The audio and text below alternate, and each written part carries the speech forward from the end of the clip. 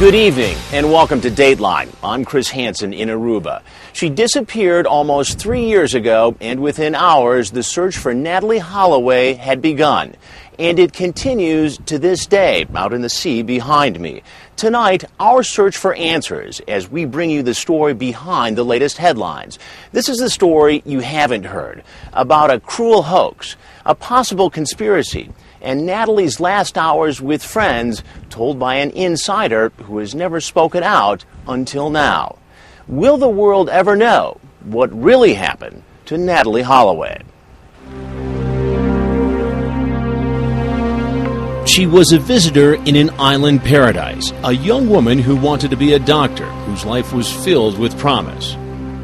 Her disappearance has led to a different type of promise from her mother, her father, and a man haunted by his own loss. A promise to do everything in their power to find Natalie and bring her home. It's the Natalie Holloway story you haven't heard. The story of parents who even now will go anywhere and endure anything to find answers. My goal has always been to find my daughter. That's been my ultimate goal from day one. Not knowing is the daily torture. How could you imagine a family being put through anything worse? The story began in early 2005 in Mountain Brook, Alabama, near Birmingham. The seniors at Mountain Brook High were planning the annual graduation trip to Aruba. But not everyone thought it was a great idea. Natalie's father, Dave. I thought it was, in my opinion, too extravagant. I said, no, we're not going to do this. And I told her flat out she was not going to Aruba if I had anything to do with it. But Natalie didn't give up, and eventually Dave Holloway relented. After all, if anyone deserved a reward, it was Natalie. In school, she'd been a straight-A student, a member of student government, even a counselor in a peer group called Natural Helpers. That fall, she was planning to attend the University of Alabama on full scholarship. Her mom, Beth Holloway Twitty, who had been divorced from Dave since 1993, knew it would be a great opportunity for her daughter. Oh, I was excited. The Mountain Brook students had been there the previous 2 years, even my stepson, the year 2003. And there were going to be 150 plus classmates. So we felt like, there's safety in numbers. She felt good about it, except for one troubling piece of information about a night spot down there, a bar called Carlos and Charlie's. My stepson had an encounter at Carlos and Charlie's in 2003. During his senior class trip? Yes. There were some locals there, and they had coaxed some young females into leaving the establishment with them. And he stepped in at the last minute because he just didn't feel good about the situation. With them. He saw trouble brewing. Yeah, he did. But class member Lorraine Watson, who's never spoken publicly about their trip or Natalie's last night until now, says it couldn't have started better. We were so excited. We're going to tropical paradise without our parents. Claire Fearman had been friends with Natalie since they met in junior high. We are on the beach. We stayed outside all day. We'd usually take a nap, get dressed, go eat dinner, and then go to one of the bars. Come home whenever you wanted. On the last night of the trip, Sunday, May 29th, Natalie and her friends headed down to the hotel casino. They soon struck up a conversation with a young man. He said he was 19 years old, a tourist visiting from Holland. His name, Uran. I met him in the casino, and I didn't shake his hand or anything. I just said, "Who's that?" And one of my friends introduced me. What did you make of him? He just looked like an average, normal high school guy. I remember he was really tall. I remember looking at him thinking, oh, who's that guy? He's hanging out with my friends. What was the buzz on him with the rest of the gang? I don't know if he initially came up to my girlfriends and said, hey, and started talking to them, or if they approached him.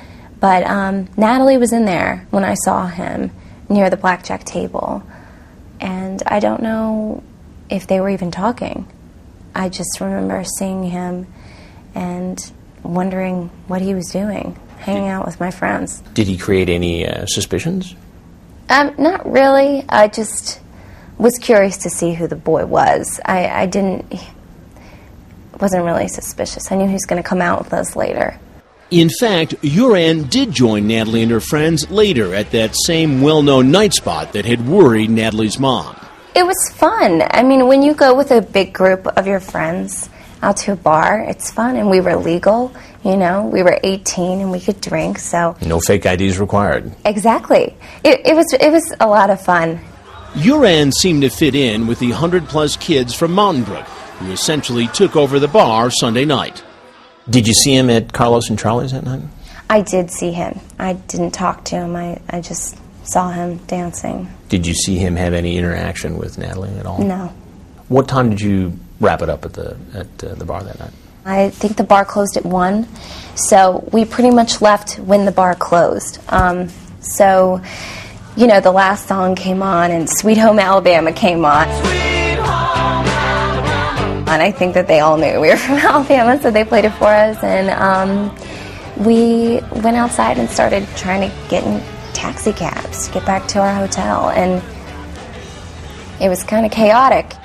Do you think that's how Natalie got separated from the rest of the crowd? I do think it is. I didn't see her in the car that she was last seen in. But some other members of the group did see who Natalie had gone off with.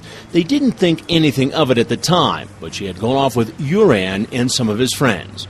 The next morning, Monday, the group was scheduled to catch flights taking them all back home. But at the Holiday Inn, no one had seen Natalie. So I'm boarding my plane. One of our friends, Frances Helen, comes running through the airport, grabs me as I'm getting on my plane and says, Natalie is not coming home. We can't find her. And I say, Beth is going to be so mad. Because my initial reaction is, she has overslept. Where is she? You know, it wasn't panic. But as Natalie's plane pulled away from the gate, panic did begin to set in. What was it like to be on that plane and have it take off from that island without Natalie on board? It felt like I was leaving something behind. It was just a horrifying feeling, knowing that she was supposed to be there and she wasn't. Back in the United States, Beth Holloway Twitty was in her car when she got a call on her cell phone telling her Natalie had not shown up in the hotel lobby to go to the airport. I knew instantly when I received that call that just from Natalie's history and character and just her record, I knew instantly that she'd either been kidnapped or murdered. There was no hesitation. Absolutely none. Absolutely none. She raced towards home and frantically called 911. I'm saying, my daughter's been kidnapped or murdered in Aruba. Help me. I need some help. And then the calls turned into I'm calling 911, and I'm telling them I'm driving 120 miles an hour down the interstate and don't anybody stop me. She finally did get pulled over, and a state trooper got her in touch with the FBI. Back at his home in Mississippi, Dave Holloway also got the frightening news. This was not a young woman who missed airplane flights. Right. And it hit me, and grown men don't usually cry, but I knew this is bad. I knew then that I was going to have to go to Aruba to find her. It was the beginning of a quest that would transform two parents from small-town America into international investigators who even today are trying to answer the question, what happened to Natalie? Natalie's mother and her friends tracked down Uran Vandersloot and asked him about the night Natalie disappeared. The words that he uses are sexually explicit and graphically detailed. When the search for Natalie Holloway continues.